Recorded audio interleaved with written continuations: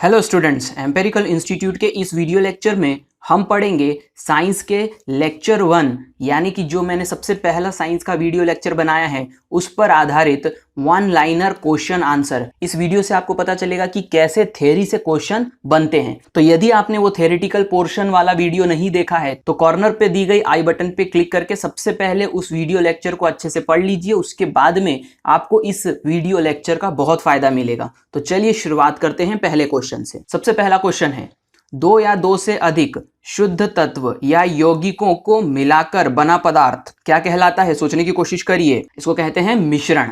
तो यहां पर याद रखना है, दो या दो से अधिक शुद्ध तत्व या यौगिक को मिलाएंगे तो बनेगा मिश्रण।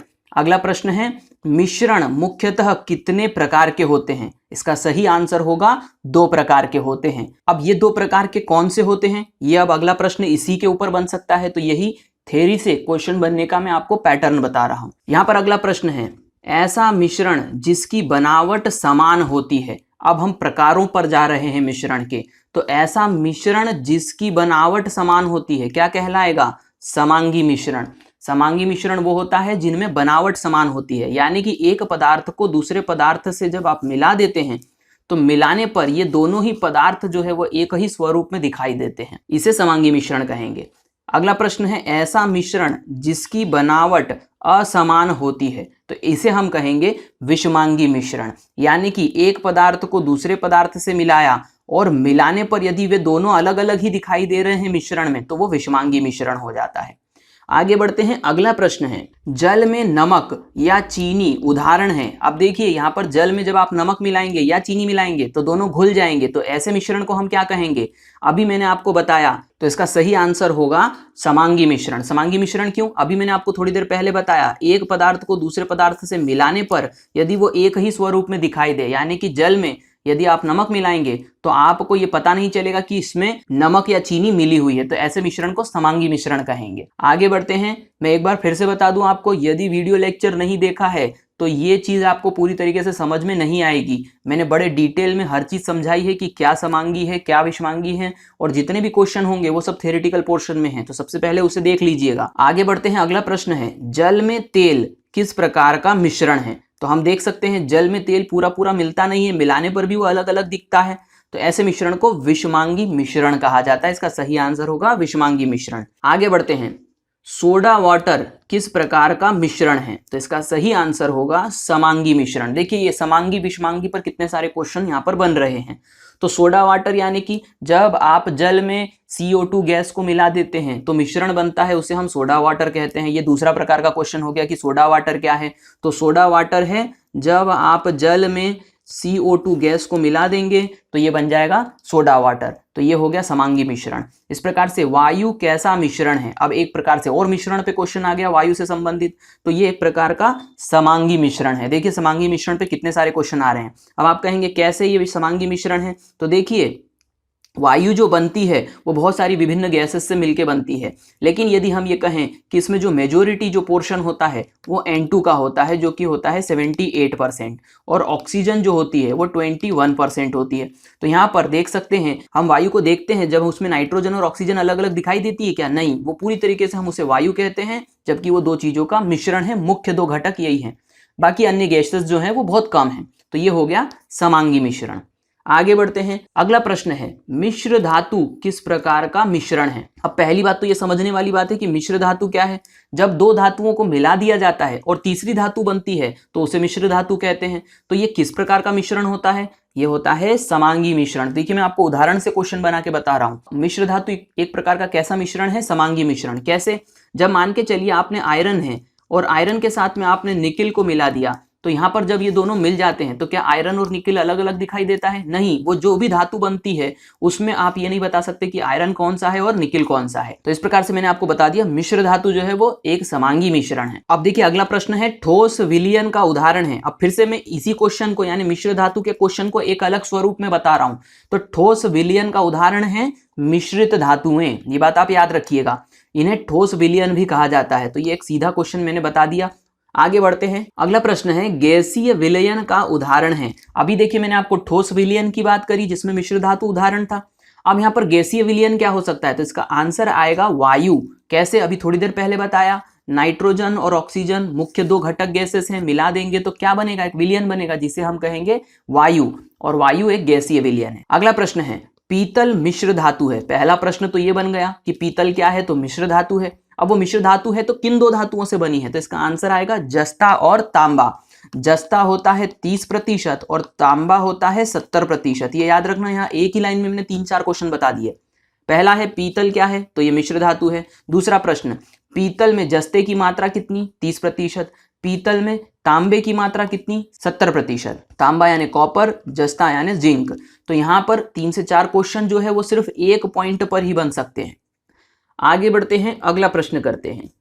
अगला प्रश्न है विलयन के घटक होते हैं। अब हम बात करते हैं विलयन हैं, तो हम देखते आ रहे हैं विलयन मतलब कहीं ना कहीं दो चीजें हैं, तो उसमें घटक क्या होंगे, तो उसमें घटक होंगे, इसका सही आंसर है विलेय और विलायक। यानी एक पदार्थ को विलेय कहेंगे और दूसरे पदार्थ को विलायक कहेंगे। तो ये इसका आंसर हो गया, विलयन के दो घटक हैं, विलेय और विलायक। अब देखिए अगला प्रश्न क्या है, विलयन में अधिक मात्रा वाला पदार्थ क्या है। अब हम देख चुके हैं कि यहाँ पर विलेय और विलायक दो पदार्थ होते हैं, लेकिन वह पदार्थ जो अधिक मात्रा में होता है उस पदार्थ को क्या कहेंगे, विलेय या विलायक, तो उससे कहेंगे विलायक। याद रखिएगा, विलायक मतलब अधिक मात्रा में और विलेय मतलब कम मात्रा में। अब अगला प्रश्न देखते हैं क्या बन सकता है इसके ऊपर।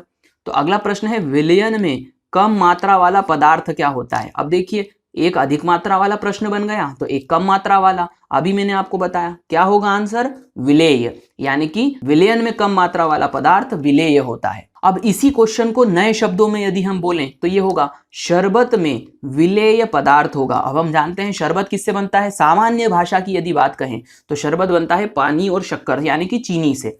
अब यहाँ पर यदि हम कहें कि पानी और शक्कर के मेल से यदि शरबत बन रहा है तो उसमें अधिक मात्रा वाला पदार्थ पानी होगा और कम मात्रा वाला पदार्थ चीनी होगी, यानी विलेय पदार्थ क्या होगा, उसमें चीनी होगा। इसका सही आंसर है चीनी। तो ये एक लॉजिकल क्वेश्चन था। इसी प्रकार से क्वेश्चन जो है वो विलयन पर, मिश्रण पर बनते रहते हैं। मैं उम्मीद करता हूं कि आपको ये लॉजिक समझ में आ रहे होंगे। आगे बढ़ते हैं, अगला प्रश्न देखते हैं। अगला प्रश्न है टिंचर एक विलयन है। तो पहला प्रश्न तो इसी पे बन गया कि टिंचर क्या है, तो टिंचर एक विलयन है। अब ये विलयन है तो इसके दो घटक होंगे, वे घटक पूछे जा रहे हैं इसमें कि टिंचर एक विलयन है, तो विलयन है उसके घटक क्या होंगे, आंसर है आयोडीन और एल्कोहल। यानी कि आयोडीन और एल्कोहल को मिलाने पर जो विलयन बनता है उसे हम टिंचर कहते हैं। अगला प्रश्न इसी से मिलकर के बन सकता है कि टिंचर में विलायक होता है। अब यहां पर फिर वही वाली बात है, विलयन है तो दो घटक है, दो घटक है तो एक विलेय होगा एक विलायक होगा। जो कम मात्रा में है वो विलेय है और जो अधिक मात्रा में है वो विलायक है। तो टिंचर में विलायक कौन सा होगा, कौन सा पदार्थ है जो अधिक मात्रा में होगा, तो इसका आंसर आएगा एल्कोहल। यानी एल्कोहल यहां पर क्या होता है, विलायक। तो विलेय कौन होगा, ऑब्वियसली अगला क्वेश्चन इस पे क्या बन सकता है कि विलेय पदार्थ कौन है, तो विलेय पदार्थ आयोडीन और विलायक अल्कोहल होगा। आगे बढ़ते हैं, अगला प्रश्न करते हैं। अगला प्रश्न है वह विलयन जिसमें विलेय की मात्रा कम होती है। यानी कि यहां पर उस प्रकार के विलयन की बात हो रही है जिसमें विलेय यानी कम पदार्थ जो होता है विलयन में उसकी मात्रा कम ही होगी। तो यहाँ पर देख कंपैरिजन वाली बात है, तो कैसे होगा ये, तो ये लेक्चर 1 में मैं वीडियो में अच्छे से समझा चुका हूं। तो इसका आंसर होगा, इसे तनु विलयन कहेंगे। यानी कि वह विलयन जिसमें विलेय पदार्थ की मात्रा कम होती है उसे तनु विलयन कहा जाता है। अगला प्रश्न इसी से रिलेटेड है, वह विलयन जिसमें विलेय पदार्थ की मात्रा अधिक होती है। अब आप कहेंगे विलेय तो अपने आप में ही कम होता है, तो यहाँ पर कम और ज्यादा की बात विलेय के साथ क्यों की जा रही है। यहां पर फिर भी मैं आपको बता देता हूं क्लैरिटी के लिए। एक ग्लास लीजिए, एक ग्लास के अंदर पानी भरा हुआ है मान के चलिए, इस एक ग्लास पानी के अंदर आप 100 ग्राम चीनी मिला दीजिए। अब यहां पर आपने 100 ग्राम इसमें चीनी मिला दी। अब उसी आयतन का एक और ग्लास आपने लिया, उसमें भी आपने उतना ही पानी डाल दिया, पूरा भर दिया। अब इसमें आपने 200 ग्राम शक्कर डाल दी। तो यहां पर 100 ग्राम चीनी डाली, यहां 200 ग्राम चीनी डाली। अब इस प्रकार से यदि हम ये कहें तो यहां पर हम कहेंगे कि ये भी एक विलयन है, ये भी एक विलयन है, लेकिन ये तनु विलयन है क्योंकि इसमें शक्कर यानी चीनी की मात्रा कम है। और ये जो होगा ये अलग प्रकार का विलयन हो जाएगा, जिसके ऊपर ये वाला दूसरा प्रश्न बना है कि वह विलयन जिसमें विलेय की मात्रा अधिक होती है उसे कहा जाता है सांद्र विलयन। तो ये हो गया तनु विलयन और ये हो गया सांद्र विलयन, ये मैंने आपको बता दिया। आगे बढ़ते हैं, अगला प्रश्न करते हैं। अगला प्रश्न है वायु में विलेय होगा। अब देखिए फिर से हम पढ़ चुके हैं, वायु एक विलयन है। किसका विलयन था ये? विलयन था ये नाइट्रोजन और ऑक्सीजन का। अब इसमें विलेय क्या होगा? अब हम समझ चुके हैं, विलेय मतलब जिसका प्रतिशत या जिसकी मात्रा कम होती है। हम जानते हैं कि वायु में ऑक्सीजन की मात्रा 21% होती है। इसका मतलब विलेय कौन हो गया? ऑक्सीजन। तो इसका सही आंसर होगा ऑक्सीजन, जो कि वातावरण में 21% होती है। अब इसी से रिलेटेड एक और क्वेश्चन यदि मैं आपको कहूं कि विलेय यदि ऑक्सीजन है तो विलायक कौन होगा? तो ऑब्वियसली 78%, जिसका प्रतिशत ज्यादा होगा, यानी नाइट्रोजन। अब इसी को घुमा करके यदि क्वेश्चन पूछा जाए तो फिर कैसे बनेगा? तो देखिए, यदि वायु से विलायक अलग कर दिया जाए, लॉजिकल क्वेश्चन हो गया, यदि वायु से विलायक को अलग कर दिया जाए तो क्या बचेगा?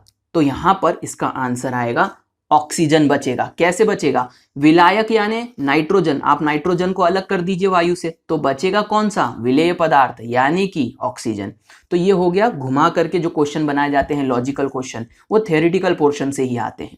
अगला प्रश्न करते हैं, किसी निश्चित ताप पर विलेय की अधिकतम मात्रा वाला विलयन। अब देखिए अगला क्वेश्चन क्या है, ध्यान से समझना है। किसी निश्चित ताप पर, किस ताप पर? निश्चित ताप पर विलेय की अधिकतम मात्रा वाला विलयन क्या कहलाता है? यानी कि वह विलयन जिसमें विलेय आपने बहुत ज्यादा मिला दिया है और एक ताप निश्चित पे मिलाया है, तो उसे हम कहते हैं संतृप्त विलयन। इसकी डिटेल के लिए आपको वीडियो पूरा देखना पड़ेगा, क्योंकि इसको समझाने में समय लगता है। आप वीडियो में जाकर के इसका एक्सप्लेनेशन देखिए। आगे आएगा प्रश्न, संतृप्त विलयन में उपस्थित पदार्थ की मात्रा कहलाती है। तो संतृप्त विलयन में उपस्थित पदार्थ की मात्रा घुलनशीलता कहलाती है। यह भी मैंने वीडियो में अच्छे तरीके से समझाया है। आगे बढ़ते हैं, अगला प्रश्न है ठोस द्रव। अब ये शब्द समझना, ठोस द्रव अवस्था में प्राप्त मिश्रण कहलाता है। यानी ऐसा मिश्रण जो कि ठोस और द्रव अवस्था में होगा। अभी ऐसे इसका पहले तो आंसर बता देता हूं। इसे हम कहते हैं निलंबन। निलंबन क्या होता है? अब एक बात को समझिए, ठोस द्रव इसको मैंने क्यों कहा? यानी कि ऐसा मिश्रण जो ना तो ठोस हो ना पूरा द्रव हो, जबकि इन दोनों के बीच की अवस्था में हो, तो उसे हम ठोस द्रव अवस्था कहते हैं। तो ऐसे मिश्रण को हम निलंबन कहते हैं। अब एक और प्रश्न इसी निलंबन पे कैसे बनेगा, देखो। गेहूं का आटा यदि पानी के साथ पेस्ट बना दिया जाए तो उसे क्या कहेंगे? अब देखिए, इसे हम कहेंगे निलंबन, यानी कि ऐसा मिश्रण जो ना तो ठोस है ना ही द्रव है। आप थोड़ा सा आटा लीजिए, उसे पानी के साथ घोल लीजिए, वो लगभग पेस्ट बन जाएगा। ठोस होता है जो आकार नहीं बदलता, और द्रव होता है किसी भी वस्तु का आकार ले लेता है। अब इस प्रकार से बना मिश्रण ना तो पूरा ठोस होगा ना ही द्रव होगा, इसीलिए हम इसे निलंबन कहेंगे। आगे बढ़ते हैं, अगला प्रश्न है निलंबन कैसा मिश्रण है? तो यहां पर हम दो मिश्रणों के बारे में पढ़ चुके हैं शुरुआत से, समांगी और विषमांगी। इसका आंसर दो में से एक होगा। सोचने की कोशिश करिए, यदि मैंने विषमांगी और समांगी आपको बताया है, तो समांगी वो होता है जो दो मिलाने पर एक जैसा ही दिखाई दे, और विषमांगी होता है जो दो मिलाने पर अलग अलग दिखाई दे। तो इसमें निलंबन कैसा मिश्रण होगा? इसमें निलंबन होगा विषमांगी मिश्रण। कैसे? पानी के साथ थोड़ा सा आटा मिला दीजिए, आपको पानी और आटा अलग अलग दिखाई देगा, जैसे कि अभी मैंने पिछले एग्जाम्पल से बताया। तो ये रहेगा विषमांगी मिश्रण। अगला प्रश्न है, अंधेरे कमरे में छत के छेद से आते प्रकाश में धूल के कण दिखाई देते हैं, यह प्रभाव क्या कहलाता है? देखिए, जो कोई पुराना घर होगा या फिर कहीं पर ऐसी खिड़की होगी जहां से प्रकाश आ रहा है, और यदि घर में धुआं हो रहा है, तो उस उतनी क्षेत्र में जहां से प्रकाश आ रहा है आपको धुएं के कण दिखाई देंगे छोटे छोटे। ये प्रभाव क्या कहलाता है? तो इसे कहते हैं टिंडल प्रभाव। ये जो है, इसके बारे में भी मैंने डिटेल से समझाया वीडियो में, यहां नहीं समझा पाऊंगा, आप वीडियो देखिएगा। तो ये प्रभाव कहलाता है टिंडल प्रभाव। आगे बढ़ते हैं, अगला प्रश्न करते हैं। अगला प्रश्न है, निलंबन में कणों को पृथक किस विधि से करते हैं? यानी यदि निलंबन आपके पास मिश्रण है तो उसमें कणों को अलग अलग कैसे करेंगे? तो इसका आंसर होगा छानन विधि से, यानी कि छान कर हम दो चीजों को अलग अलग कर देंगे। जैसे कि अभी मैं एक फिर से एग्जांपल बताता हूं, आप आटा लीजिए और पानी लीजिए, आप उन दोनों को मिला करके यदि अलग करना चाहेंगे तो उस पेस्ट को आप एक कपड़े के अंदर रख दीजिए और लटका दीजिए। थोड़ी देर में आप देखेंगे पानी नीचे की तरफ नितर जाएगा, तो इसे हम छानन विधि कहेंगे। आगे बढ़ते हैं, अगला प्रश्न करते हैं। पानी में स्याही की बूंद डालने पर प्राप्त मिश्रण कहलाता है। अब एक नए प्रकार के मिश्रण पे क्वेश्चन आया है। आपने यदि अच्छे से पढ़ाई करी है तो आप समझ गए कि ये कौन सा मिश्रण है। इसे कहा जाता है कोलाइड या कोलाइडल मिश्रण।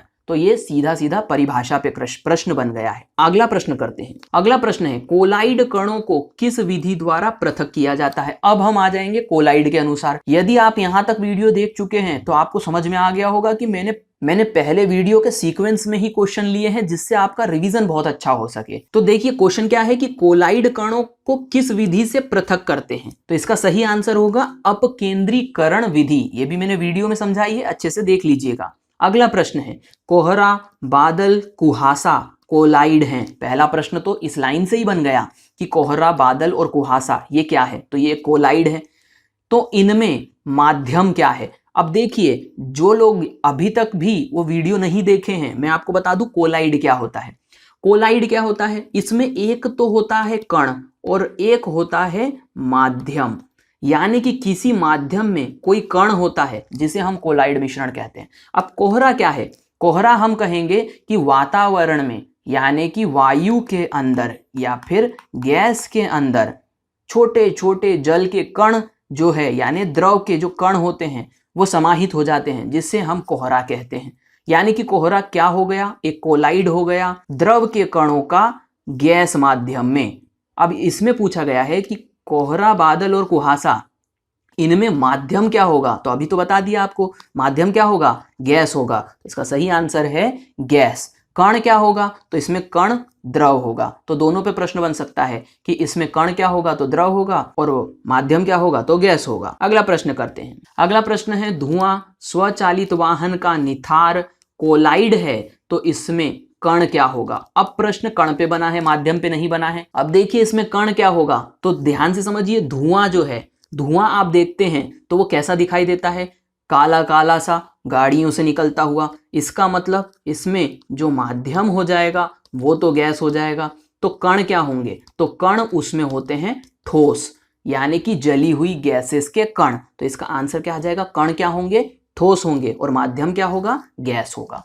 अगला प्रश्न है दूध कोलाइड है। पहला प्रश्न तो यही बन गया कि भाई दूध कैसा मिश्रण है, कोलाइडल मिश्रण है। तो इसमें माध्यम क्या होगा, तो यहां पर ध्यान से समझना, इसमें माध्यम होगा द्रव। तो यहां पर माध्यम भी द्रव होगा और कण भी द्रव होगा। ये बात आप ध्यान में रखिएगा कि कण भी द्रव, माध्यम भी द्रव। आगे बढ़ते हैं। अगला प्रश्न है कीचड़ कोलाइड है। फिर से प्रश्न आ गया, कीचड़ क्या है, तो कोलाइड है। इसमें कण क्या होगा, प्रश्न कण पे बना हुआ है। तो ध्यान से समझिए कीचड़ आखिर होता क्या है। तो इसमें सबसे पहली बात है कि माध्यम क्या होता है और कण क्या होते हैं। तो यहां पर यदि हम कहें कि माध्यम तो द्रव होता है यानी पानी ले लीजिए, और कण क्या होते हैं, तो आप कण के रूप में क्या ले लीजिए, मिट्टी ले लीजिए। अब इन दोनों को मिला दीजिए, बन गया कीचड़। अब यहाँ पर कण क्या होंगे, मिट्टी के कण। मिट्टी के कण कैसे होते हैं, ठोस होते हैं। इसका आंसर क्या आ जाएगा, ठोस। यानी कि इसका सही आंसर है ठोस कण होंगे, माध्यम द्रव होगा। अब बात करते हैं अगले प्रश्न की। फोम, स्पंज, रबड़ एक कोलाइड है तो इसमें माध्यम क्या होगा। अब इसका आंसर होगा ठोस। क्यों ठोस होगा, आप स्पंज को समझिए। फोम या स्पंज यदि हम उसे हाथ में रख के दबाते हैं, स्पंज पूरी तरीके से सिकुड़ जाता है, और यदि हम हाथ को ढीला छोड़ते हैं तो स्पंज फिर से वही आकार ले लेता है। ऐसा क्यों होता है, क्योंकि कहीं ना कहीं स्पंज के अंदर की तरफ छोटे छोटे महीन रास्ते होते हैं जिनमें हवा भर जाती है। तो यहाँ पर हम कहेंगे कि जो माध्यम होगा वो तो ठोस होगा, और यहाँ पर जो कण होंगे वो कौन से होंगे, तो वे कण होंगे गैस के कण जो कि इस ठोस माध्यम के अंदर घुस जाते हैं। अब देखिए अगला प्रश्न है जेली, पनीर, मक्खन कोलाइड हैं। तो पहला प्रश्न तो कोलाइड पे बन गया कि जेली, पनीर और मक्खन क्या है, तो कोलाइडल मिश्रण है। तो इनमें कण क्या होंगे, तो इसका सही आंसर है इसमें कण होंगे द्रव। आगे बढ़ते हैं और अंतिम प्रश्न करते हैं। रंगीन पत्थर तथा दुधिया कांच कोलाइड हैं। तो पहली बात प्रश्न बन गया, रंगीन पत्थर, दुधिया कांच क्या है, कोलाइड हैं। तो इसमें माध्यम क्या होगा, इसका सही आंसर होगा माध्यम होगा ठोस। मैं उम्मीद करता हूं कि ये सभी प्रश्न आपको अच्छे तरीके से समझ में आ गए होंगे, कैसे क्वेश्चंस बनते हैं। थ्योरी से मैं आपको बता चुका हूं। तो इस वीडियो को यहीं पर खत्म करते हैं, मिलते हैं नेक्स्ट वीडियो में।